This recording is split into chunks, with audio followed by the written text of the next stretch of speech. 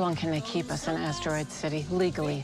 Tuesday means more new movies at home, and today the latest from symmetrically obsessed director Wes Anderson, Asteroid City. Previously digital, gets a release on disc as well. It has an all-star cast: Jason Schwartzman, Scarlett Johansson, Steve Carell, Tom Hanks, just to name a few, locked down in a small atomic test desert town. It was also recently added to Peacock. When I was 22, I got involved with the Russian mafia. Now, you gotta party with me.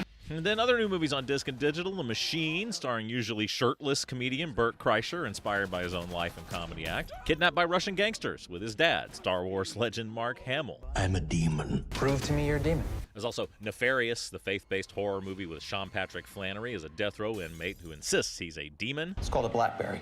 Try typing with your thumbs.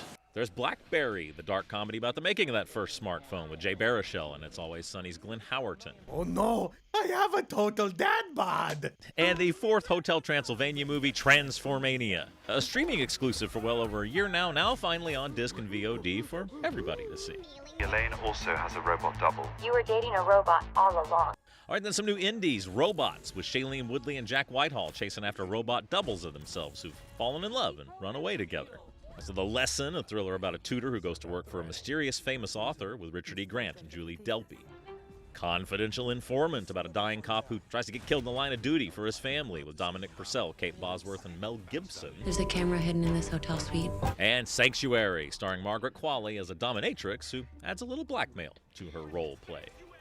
Also, some animated debuts today. Mavka, the Forest Song, from Ukraine, about a forest-protecting sprite who falls in love with a human. The longer you stay out of your own timeline, the more you'll start sliding into parallel worlds. And for fans of the 90s show, Babylon 5, The Road Home, an animated sequel to that cult favorite sci-fi series, voiced by a lot of the original cast.